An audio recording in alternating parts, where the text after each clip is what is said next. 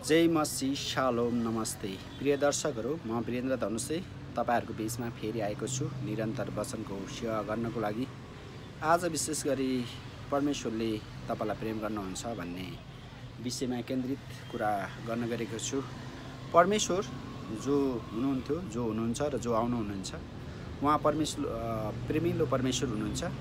त्यो परमेश्वर एउटा मात्र हुनुहुन्छ। संसारभरि धेरै किसिमका परमेश्वर हुनुहुन्छ भनेर मान्छेहरूले विभिन्न किसिमका दन्ते कथाहरू, विभिन्न किसिमका भ्रमहरू छरेका छन्। तर म आज तपाईहरुको बीचमा परमेश्वरको वचन बाइबलबाट है यूहन्ना 3:16 ले भने जस्तै, किनभने परमेश्वरले संसारलाई यस्तो प्रेम गर्नुभयो कि उहाँले आफ्नो एकमात्र पुत्र दिनुभयो ताकि उहाँमाथि विश्वास गर्ने कोही पनि नाश नहोस् तर त्यसले अनन्त जीवन पाओस्। है, परमेश्वरले संसारलाई यस्तो प्रेम गर्नुभयो कि उहाँले आफ्नो एकलौटी पुत्र भनेको यीशु ख्रीष्टलाई दिइहाल्नुभयो तर ताकि उहाँमाथि विश्वास गर्ने कोही पनि, प्रभु यीशु ख्रीष्टमाथि विश्वास गर्ने कोही पनि नाश नहोस् तर त्यसले अनन्त जीवन पाओस् भन्ने हो प्रियहरू। त्यसैगरी रोमी 5:8 ले भन्छ, तर परमेश्वरले हाम्रा निम्ति उहाँको प्रेम विषयमा देखाउनुहुन्छ कि हामी पापी छँदै ख्रीष्ट हाम्रो निम्ति मर्नुभयो। है, हामी पापी छँदै हाम्रो प्रभु हाम्रो लागि मरेको कारण परमेश्वरले हामीलाई प्रेम गरेको हो भन्ने कुरा हो प्रियहरू।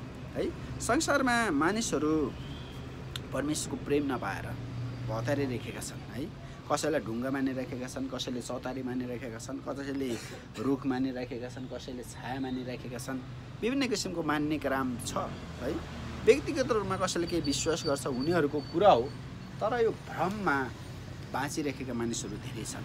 तसर्थ यो परमेश्वरको प्रेम बुझ्नको लागि हामीले यूहन्ना 3:16 र रोमी 5:8 पढ्नुपर्छ प्रियहरू। र वास्तवमा मानिस परमेश्वर प्रेमिलो हुनुहुन्छ, परमेश्वर पवित्र हुनुहुन्छ भने अब मानिसको कुरा गर्नुपर्दाखेरि हामी सबै मानिस पापी छौँ। है, हामीले मुखले बोलेर, कानले सुनेर, है, हाम्रो सोच विचार हरेक व्यवहारले हामीले पापै गर्दछौँ। है, हामी परमेश्वरलाई मन नपर्ने काम गर्छौँ, हाम्रा साथी सङ्गीलाई मन नपर्ने काम गर्छौँ, किनभने हामी पापमा चुल्लममा डुबेका छौँ नि त प्रियहरू। तसर्थ वचनले के भन्छ भने सबैले पाप गरेका छन् भनेर रोमी 3:23 ले भन्छ, जसो लेखेको छ धर्मी कोही पनि छैन, एकजना पनि छैन। रोमी 3:10, किनकि सबैले पाप गरेका छन् र परमेश्वरको महिमासम्म पुग्नबाट चुकेका छन्। है, अनि धर्मी कोही नभएको कारण है हामी आफ्नो कर्मकाण्ड, आफ्नो ज्ञान बुद्धि, सिप, योग्यता, क्षमता, दक्षताले चाहिँ धर्मी हुन सक्दैनौँ। हामी धर्मी हुनलाई, हामी पवित्र हुनलाई, हामी के अरे विश्वासयोग्य हुनलाई, धार्मिकतामा जिउनलाई हामीलाई चाहिँ परमेश्वरको खाँचो पर्छ। त्यो परमेश्वर भनेको यीशु ख्रीष्ट हुनुहुन्छ प्रियहरू। यो पापी मानिसलाई धर्मी बनाउने चाहिँ प्रभु यीशु ख्रीष्ट हुनुहुन्छ। अब म धर्मी कसरी हुन्छु त भन्दाखेरि तपाईँलाई भन्नु होला के म है विभिन्न ठाउँ गएर धर्मी हुन्छु? हुँदैन। के म केही खाएर धर्मी हुन्छु? हुँदैन। म धर्मी हुनलाई एउटै काम गर्नुपर्छ, हामीले हाम्रो प्रभु येशूलाई विश्वास गर्नुपर्छ प्रियहरू। अब अर्को कुरा छ, परमेश्वरले पापबाट छुटकारा दिनुहुन्छ। अब परमेश्वरले पापबाट छुटकारा दिनुहुन्छ, हाम्रो लागि कसैले मूल्य चुकाइसकेको छ, यो कुरा थाहा पाउनु पर्यो नि प्रियहरू। अनि रोमी 6:23 ले भन्छ, किनकि पापको ज्याला मृत्यु हो तर परमेश्वरको सत्यको वरदान ख्रीष्ट येशू हाम्रा प्रभुमा अनन्त जीवन हो। है, अब पापको ज्याला चाहिँ मृत्यु हो, तर जब हामी प्रभु येशू ख्रीष्टलाई विश्वास गर्छौँ हाम्रो अनन्त जीवनको सुरुवात भयो प्रियहरू। है, हामी हाम्रो अनन्त जीवन पाउँछौँ।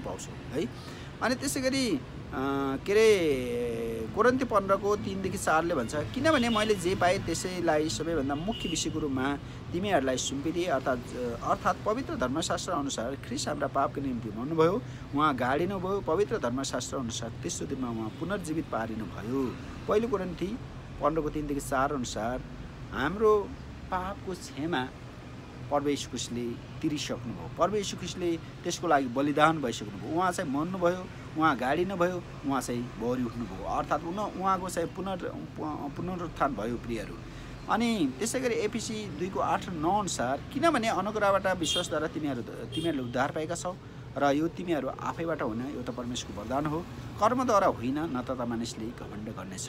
है, संसारमा धेरै धर्ममा के छ, कर्म गर्यो भने मुक्ति पाउँछ, कर्मले हामीलाई परमेश्वर कहाँ पुर्याउँछ भन्छ। वास्तवमा परमेश्वर कहाँ अर्थात् प्रभु कहाँ पुर्याउने हाम्रो कर्म होइन। है, हाम्रो कर्मले त हामीलाई यो संसारमा फाइदा गर्ने हो। है, हामीले सुकर्म गऱ्यौँ भने राम्रो फाइदा हुन्छ, कुकर्म गऱ्यौँ भने नराम्रो हुन्छ, त्यति हो। जस्तो मैले के कसैलाई दियो भने है मलाई खुसी लाग्छ, किनभने मैले एउटा असल काम गरेको छु।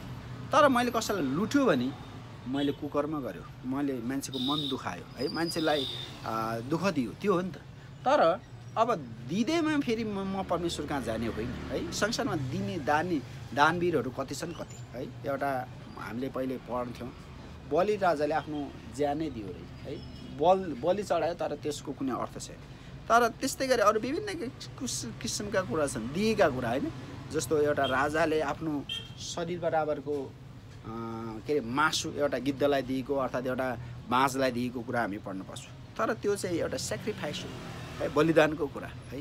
तर त्यो बलिदान व्यर्थको कुनै त्यो परमेश्वरको योजना छैन, कुनै छैन, तर आफ्नै इच्छाले गरेको है। मसँग भएको कपडा पसलबाट मैले धेरै कुरा मान्छेलाई बाँड्न सक्छु, तर यो मैले बाँडेकै भरमा मैले चाहिँ परमेश्वर कहाँ जान पाउने होइन, म स्वर्गको भागीदार हुने होइन। मैले चाहिँ परमेश्वरलाई विश्वास गर्यो भने मात्र म परमेश्वरको सन्तान हुन्छु प्रिय। जब मैले परमेश्वरलाई आफ्नो प्रभु र मुक्तिदाता भनेर ग्रहण गर्छु अनि मात्र म परमेश्वरको राज्यमा जान योग्यको हुन्छु, यो कुरा बुझ्नुपर्ने। तर अहिले संसारभरि कतिमा अहिले दिने कुरा कर्मको कुराले मान्छेले मुक्ति र मोक्ष पाउने भए त के त्यो गर्न नसक्ने, दिन नसक्ने, नपाउने त त्यसो होइन। तर परमेश्वरको फर्मुला छ, परमेश्वरको तरिका के छ, सबैले मुक्ति पाओस्, सबैले उद्धार पाओस् भन्नको लागि परमेश्वरले विश्वासद्वारा धर्मी बनाउने उहाँको योजना छ। एफिसी 2:8-9 अनुसार यो किनभने अनुग्रहबाट विश्वासद्वारा तिमीहरू उद्धार पाइन्छ है।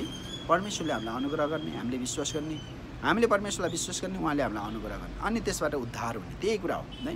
तर कुनै धर्म कर्मले होइन है। कर्मद्वारा हो भने त कति मान्छेले घमण्ड गर्छ, ओ मैले यस्तो गरेँ। जस्तो एलेक्जेन्डर ग्रेटले संसार जित्यो नि, अब उसको कर्म के थियो? एक अर्थमा भन्ने हो भने संसार जित्यो नि त, तर उसले मुक्ति दिन सक्थ्यो, उसले मुक्ति पाएन है। कति मान्छेले संसार जिते तर उनीहरूले परमेश्वरलाई प्राप्त गर्न सकेनन्, उनीहरू परमेश्वरको राज्यको नागरिक हुन पाएनन् है। तर हामीले संसारलाई नजिते तापनि हामी परमेश्वरको राज्यको नागरिक भएका छौँ प्रियहरू। अनि तसर्थ हामी परमेश्वरलाई धन्यवाद दिन्छौँ र परमेश्वरले हामीलाई के अरे रोमी 10:9 जस्तै, किनकि यदि तिमीहरूले यसलाई प्रभु हो भने आफ्नो मुखले स्वीकार गर्यौ र परमेश्वरले उहाँलाई मरेकाबाट जीवित पार्नुभयो भने आफ्नो हृदयमा विश्वास गर्यो भने तिम्रो उद्धार छ। अब मैले तपाईँलाई सुरुमा भने परमेश्वर पवित्र हुनुहुन्छ, परमेश्वरले तपाईँलाई मलाई प्रेम गर्नुहुन्छ। मानिस पापी छ, पापी मानिसले उद्धार पापबाट छुटकारा पाउन आवश्यक छ। अब त्यसको लागि के हो? हामीले चाहिँ परमेश्वरलाई आफ्नो प्रभु र मुक्तिदाता भनेर ग्रहण गर्नु पर्यो हैन। अनि मुखले स्वीकार गर्नु पर्यो भने रोमी 10:9 भन्छ, किनकि यदि तिमीहरूले यसोलाई प्रभु हो भने आफ्नो मुखले स्वीकार गर्यौ र परमेश्वरले उहाँलाई मरेकाबाट जीवित पार्नुभयो भने आफ्नो हृदयमा विश्वास गर्यो भने तिम्रो उद्धार हुनेछ है।